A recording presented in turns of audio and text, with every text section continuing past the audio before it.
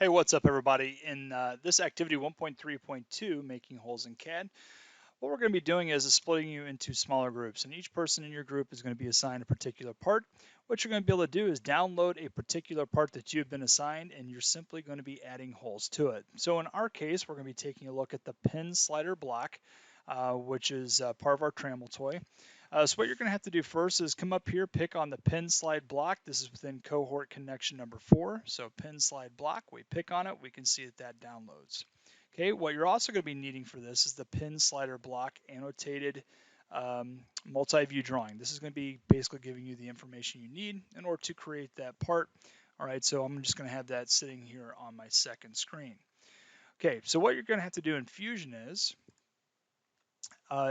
you're going to have to make sure, okay, within your summer 2021 IED training project, that's what I've made mine at least, you need to be creating a folder that says trammel toy parts. Okay, once we have created that folder, now we can go in and take a look at that folder, and now this is where we're going to be uploading that pin slider block part that's been given to us from PLTW. So I'm now going to come out here and go to upload. I'm going to select files, go into my downloads and find that pin slider block, say open, and now all I have to do is hit the blue upload button. Okay, once this is coming through, you're going to see how it says complete, so you can just simply close it. Now I can go ahead, double click on that pin slider block to open that up. All right, and now I'm going to start taking a look at that multi-view drawing that I pulled up earlier and really sort of, take a look at this. So it's not exactly the best color to probably work with since we have this very dark color.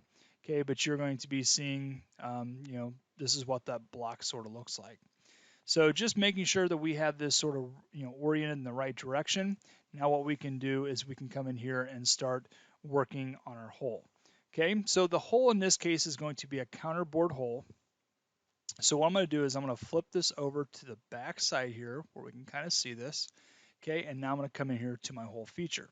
I'm just going to pick this someplace on this surface. Okay, and the next thing I need to do is start looking at my dimensions.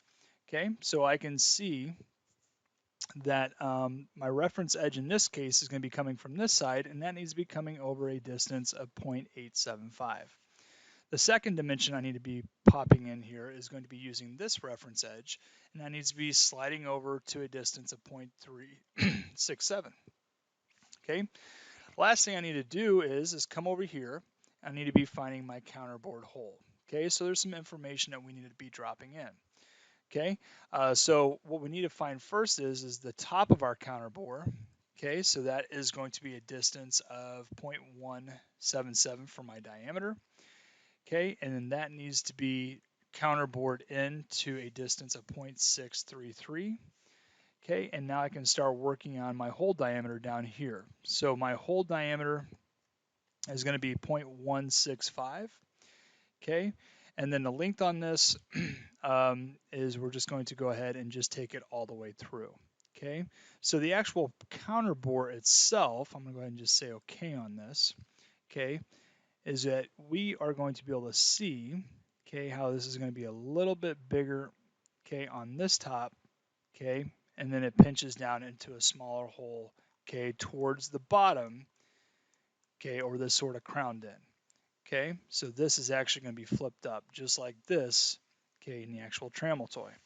So there you go. That's how you construct the hole for the pin slider block as part of activity 1.3.2.